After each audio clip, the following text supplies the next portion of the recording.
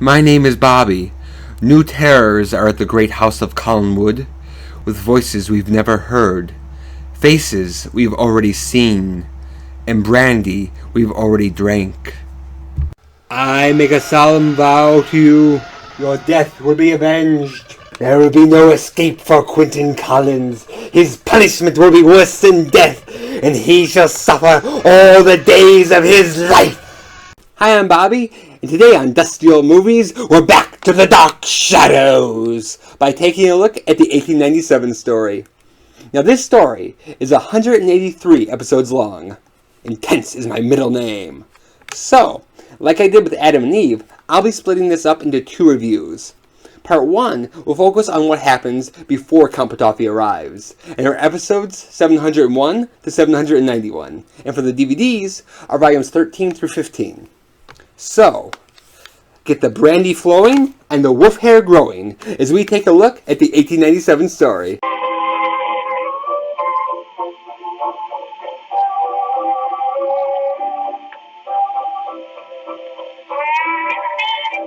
Dark Shadows had recently introduced the evil ghost, Quentin Collins.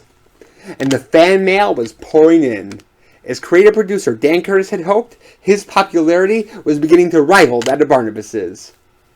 And the series had found its second male lead, so that everything did not have to revolve around vampires. Now, when Barnabas had been introduced in 1967, the series actually went back in time to show how he became a vampire. So naturally it was decided to do it again, and go back in time and show the Quentin backstory. As in the 1795 story, the regular Dark Shadows actors would be playing the new 1897 characters. But this time, it was done with even more gusto, with several actors playing multiple roles within the storyline. Initially, Grayson Hall plays the gypsy Magda, which was her favorite role, because she was actually part gypsy, so she felt it was true to her heritage. And then later on in the story, she plays her trademark character, Dr. Julia Hoffman. Because Quentin was a silent ghost, there was a little apprehension that once he started speaking, fans wouldn't like him anymore. Kind of like what happened when silent movie stars started doing talkies. But such concerns were quickly forgotten. This storyline was meant to last 3 months, but they stretched it out to 8 due to its popularity. And in terms of creativity, cast, and ratings, this turned out to be the peak of Dark Shadows. To save the life of David Collins, who is possessed by the spirit of Quentin, Barnabas uses the I Ching to go back to 1897 to solve the mystery of why Quentin's ghost haunts Collinwood.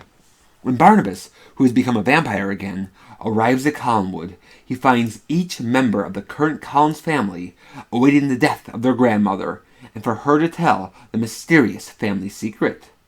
However, each family member has a secret of their own. Edward Collins' wife, Laura, has run off with Quentin to Egypt and has become a taboo subject. However, when Edward enrolls his children, Jameson and Nora, into Worthington Hall, a private school run by the evil Reverend Trask, his wife returns. Unfortunately for them, she's a phoenix. Quentin is also having marital problems. His wife, Jenny, has gone completely batty, no offense, and tries to kill Quentin. In revenge, Quentin kills her, but Jenny has a sister, Magda the Gypsy, who in her revenge puts the werewolf curse on Quentin, leaving Barnabas to find a cure. This isn't just a Quentin origin story, it totally represents his character, with his mixture of action and comedy. The story jumps into the action right away, with the Collins family trying to find out the secret before Barnabas even arrives. And within the storyline, instead of having a bunch of big plots that go the whole 8 months, there are these mini plots, like Quentin turning into a zombie, or the thing with Laura, that only last for so long, but are really interesting. And they're relatively fast-paced because they don't go on forever. Part of this was because there was no master plan, and the writers were making it up as they went along. But they were good writers, and because it was unpredictable for them, it's unpredictable for us.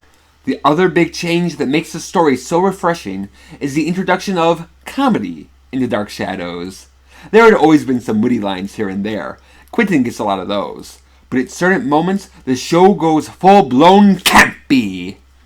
The gypsy couple, Sandor and Magda, bicker like the honeymooners, Jenny Collins is a total kook. Carl Collins is a goofy practical joker.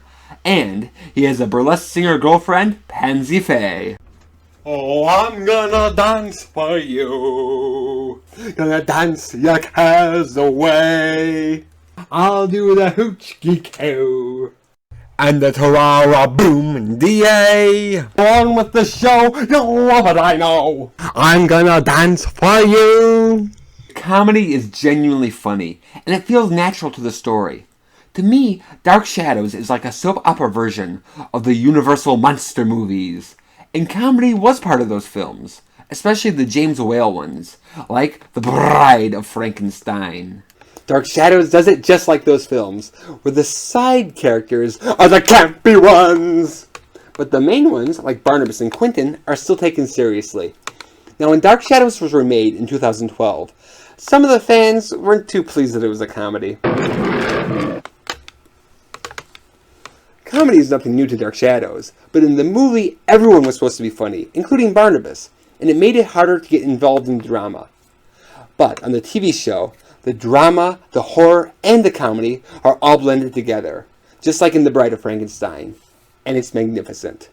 Also making the story magnificent are the characters. By the light of the silvery moon, I want to spoon. This story has the A-team of Dark Shadows characters, and for the first time, there are two dark and interesting male leads, and I pity the fool who doesn't like Quentin Collins. David Selby as Quentin Collins is a 19th century bad boy. He's selfish, hard-drinking, womanizing, and a bully. A true Collins. He can also be physically abusive, and he dabbles in black magic for fun. But David Selby is so charismatic, handsome, and funny that you like him anyway. And he does genuinely care for his nephew Jameson. So he's a likable, yet heavily flawed character who creates tons of drama. But then, when things start to get hairy, and Magda puts the werewolf curse on him, he becomes an emotional train wreck, desperate for help. Alright, we'll travel. Paris, Berlin, Rome. It sounds wonderful. And when the night comes, we can look up at the sky and watch the moon. Along with Quentin keeping things exciting, so does Barnabas Collins, as played by Jonathan Frid. In the last two stories, Barnabas has become human and is the hero of the show. Holy switcheroo, Batman! This is why he went back in time, but because his astral body is occupying his physical body from the 19th century, he's vamped out again. He's back to biting and killing people, which is how I prefer Barnabas. But he's still trying to save David Collins and Chris Jennings. So Barnabas becomes the anti-hero, and will use his vampire powers to help his cause. You know who the werewolf is, and you're going to tell me. I know nothing about the animal in the woods. Stay away from me! Now tell me what I need to know. The werewolf is Quentin. So they develop his character in a whole new way. And his situation is new too. Because when he meets the Collins family, he sticks to his old story. Yes, I'm a cousin from England, and I look just like my great-great-grandfather. Nothing suspicious here. But some of his family don't buy it. And he's met with suspicion. And is eventually found out that he's a vampire. And Barnabas becomes a hunted man. What's scarier than a vampire and a werewolf? Answer, a religious fanatic, Reverend Gregory Trask, played by Jerry Lacey. The descendant of Reverend Lamar Trask from 1795, also played by Lacey. Gregory Trask is largely based on the strict schoolmaster Mr. Brocklehurst from Jane Eyre. Gregory Trask punishes his students at Worthington Hall by starving them and locking them in the closet. I want you to understand what is going to happen to you. Have you heard stories from the other children about being punished? Is this the closet the boy was telling you about? Get in there. Get in there! There are far worse punishments. Far worse. Would you like one of those? While Lacey keeps the fanatical flavor of Lamar Trask, it's a facade.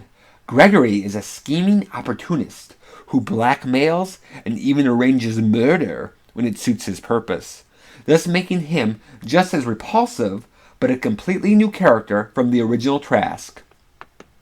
Angelique is in this story too, but she gets more involved in the second half, so I'll talk about her then. The hottie I want to discuss is Elora Collins, as played by Diana Melee.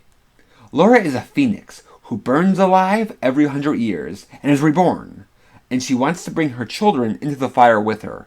Diana had played a version of Laura a couple years earlier, and was actually the first supernatural villain on Dark Shadows, but she left the series due to her pregnancy. 2 years later, Diana called Dan Curtis up and said she wanted her old job back. Dan was a little surprised, but had Elora Collins written back in anyway. The always eccentric Diana Melee is still great, but they miss out on what made her so special before by not giving her enough genuine mother-child bonding moments, and instead, Elora Collins comes off as much more of the typical Dark Shadows supernatural villain. Edward, look at me. You can see how cold I am. Please light the fire.